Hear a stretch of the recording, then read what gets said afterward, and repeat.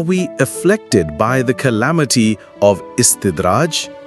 Dear brothers and sisters, sometimes as we ponder, we find ourselves a little surprised. We commit so many acts of disobedience to Allah, indulge in all sorts of sins, yet we seem to be living quite well, eating and thriving. There are no major dangers, no shortage of earnings, and no serious illnesses. With the change of seasons, various occasions for joy also arise. Despite committing so many sins, Allah seems to be bestowing a lot of mercy upon us. But is that truly the case? Is Allah really showing us mercy, or are we already drowning in a calamity? Today, let's try to understand a calamity known as Istidraj. What is Istidraj? One of Allah's holy names is Ar-Rahman. Rahman signifies a mercy that is all-encompassing.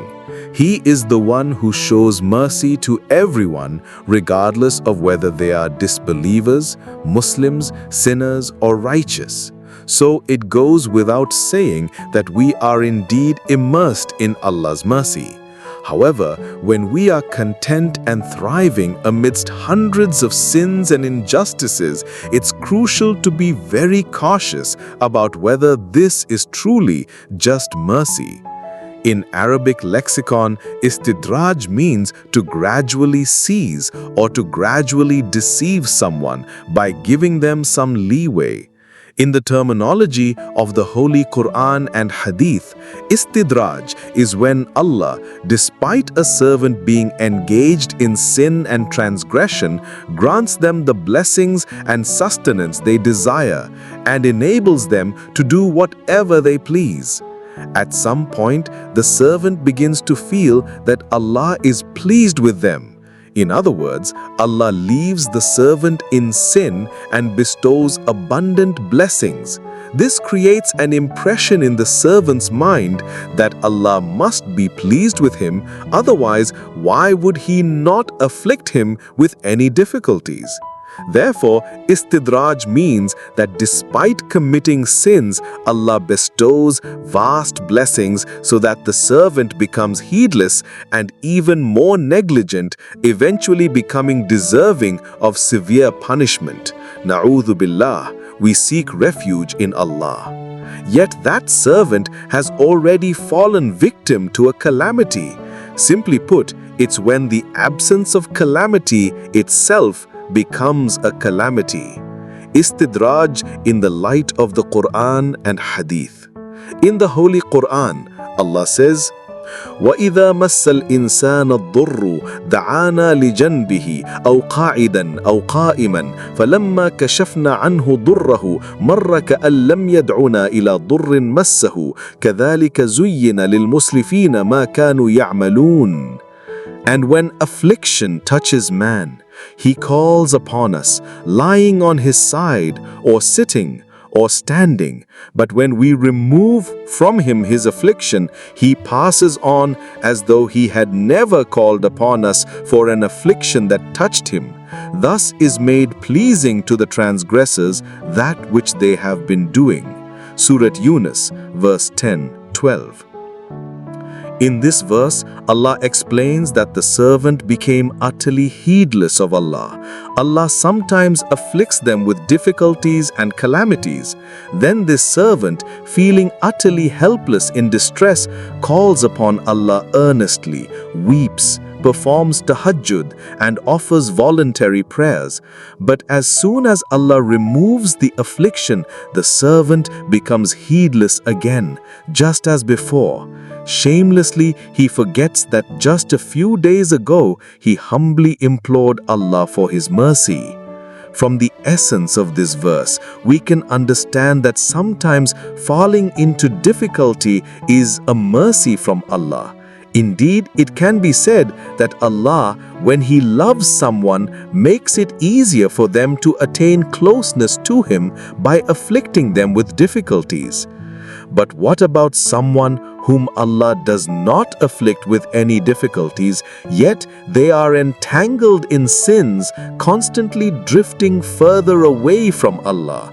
Are they in mercy, or have they already been engulfed by a terrifying calamity disguised as mercy, which is Istidraj?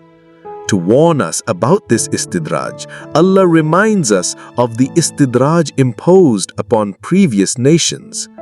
فَلَمَّا نَسُوا مَا ذُكِّرُوا بِهِ فَتَحْنَا عَلَيْهِمْ أَبْوَابَ كُلِّ شَيْءٍ حَتَّى إِذَا فَرِحُوا بِمَا أُوتُوا أَخَذْنَاهُمْ بَغْتَةً فَإِذَا هُمْ مُبْلِسُونَ. So when they forgot by which they had been reminded, we opened to them the doors of every good thing, until when they rejoiced in what they had been given, we seized them suddenly and they were in despair. Surah Al-An'am, verse 644. In explanation of the above verse, Rasulullah sallallahu alaihi wasallam said, إذا رأيت الله يعطي العبد من الدنيا على معاصيه ما يحب فإنما هو استدراج. When you see Allah giving a servant what they love of this world despite their sins, then know that it is actually Istidraj. Are we victims of Istidraj? If we reflect deeply, we'll understand that when we are in great trouble or facing extreme poverty, we feel deep emotion when calling upon Allah. We feel utterly helpless and weak. Holding this feeling in our hearts, we call upon Allah with all our heart and soul. We surrender ourselves to the great Lord with the realization that we are His servants alone and we have no one but Allah. But when good times return, within a few days, it's as if we take leave from Allah. We become heedless of tahajjud, lose the joy of dhikr, we become engrossed in worldly affairs and erase the memory of that helpless servant from our hearts. True fear of Allah does not enter our hearts. Now, consider or ask yourself, which person is actually in mercy?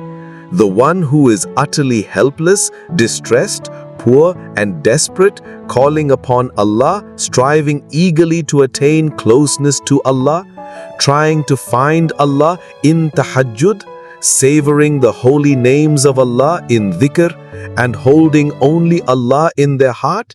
If such a person dies in this state, or if their condition continues for a long time, then was their calamity prolonged or their mercy? On the other hand, my wealth, money, riches, comfort, and social status are all increasing. I'm seeing success in everything in this world.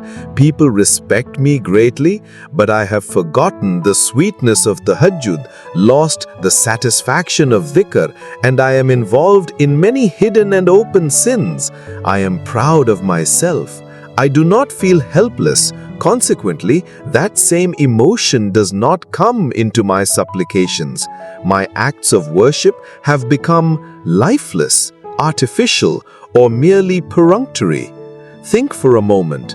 Am I in mercy, or have I already fallen into calamity? What greater calamity can there be than losing Allah? Or who can be more unfortunate than someone whom Allah does not wish to guide, but rather intends for them to die in a state of sin, heedless in this world? Is the old man injured in the Palestine war calling upon Allah truly in calamity? Or is it the person who is deprived of Allah's love and sleeps in comfort who is in calamity? Allah says, وَالَّذِينَ كَذَّبُوا بِآيَاتِنَا سَنَسْتَدْرِجُهُمْ مِنْ حَيْثُ لَا يَعْلَمُونَ. And those who deny our signs, we will progressively lead them from where they do not know. Surah Al-A'raf, verse 182. Let us awaken our consciousness, hasten towards Allah in hope of gaining His true mercy, and strive to escape that terrifying calamity that comes disguised as mercy.